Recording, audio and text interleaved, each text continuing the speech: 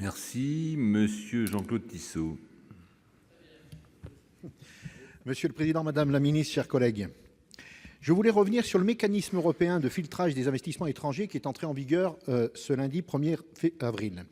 L'objectif de ce mécanisme est de surveiller l'impact des acquisitions d'entreprises ou de technologies stratégiques en Europe par des groupes étrangers. Il s'agit d'un premier pas en matière de défense commerciale de notre patrimoine industriel et technologique, bien nécessaire dans le nouveau contexte international. Un rapport récent de la Commission européenne sur les investissements directs étrangers fait apparaître que le poids prépondérant des investisseurs étrangers historiques en Europe, en premier rang desquels les États-Unis, tend à diminuer, en faveur notamment de la Chine. Or, la problématique essentielle pour les États-Unis était et reste la question des barrières douanières commerciales. Par contre, la Chine est bien plus intéressée par les technologies que nous développons en Europe, notamment en matière d'industrie aéronautique et de machines spéciales. Mais pas uniquement. L'Union européenne s'est certes dotée, ces 2 dernières années, d'outils visant à améliorer sa capacité à résister aux offensives commerciales chinoises. Mais l'action coordonnée des Européens est à renforcer. Je pense en particulier au projet des nouvelles routes de la soie ou à la fragilité de certains États membres, comme la Grèce, face aux investissements chinois en raison de la perte de leur propre capacité industrielle. Aussi, le mécanisme de filtrage des investissements reste insuffisant face à ces enjeux. Il met certes en place un dispositif utile de coopération entre États qui permettra un échange d'informations sur les filtrages en cours. En revanche, le texte adopté n'oblige pas les États à opérer ce filtrage et précise clairement que la décision d'approuver un investissement reste uniquement du ressort national. La Commission européenne aura simplement la possibilité d'émettre une opinion. Il demeure donc indispensable de s'organiser à la fois pour la protection des industries européennes et pour un meilleur encadrement des investissements étrangers dans les États membres tentés par des investissements chinois massifs.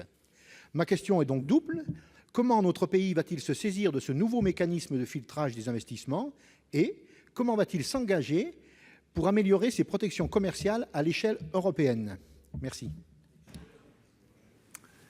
Oui, madame la ministre. Alors, sur le mécanisme de filtrage des investissements étrangers, d'abord, je veux dire que les États-Unis s'intéressent aussi à nos technologies. Ils n'entoureraient pas d'autant de sollicitude certaines de nos startups si ce n'était pas le cas. S'agissant de ce mécanisme de filtrage, 2 éléments. Au niveau national, nous avons notre propre mécanisme que nous venons de renforcer dans la loi Pacte, qui s'articule parfaitement avec le mécanisme européen. Nous sommes un petit peu sur ce sujet-là avant-gardistes.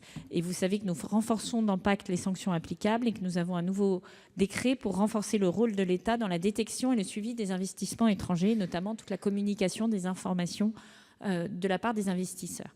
Et comme je l'avais déjà exprimé dans cette assemblée, le mécanisme des investissements, de suivi des investissements étrangers est particulièrement actif, c'est-à-dire qu'il y a un vrai flux de dossiers qui arrive et qui est examiné.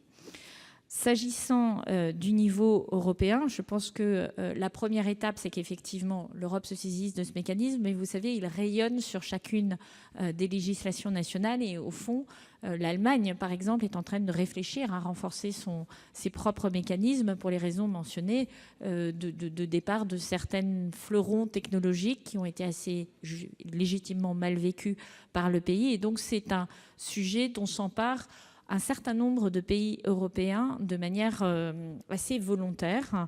Et l'enjeu, c'est également de mettre en place des échanges d'informations entre les pays européens, justement pour améliorer, chacun en plan national, mais également au niveau européen, la fonctionnalité de ce mécanisme de screening des investissements étrangers.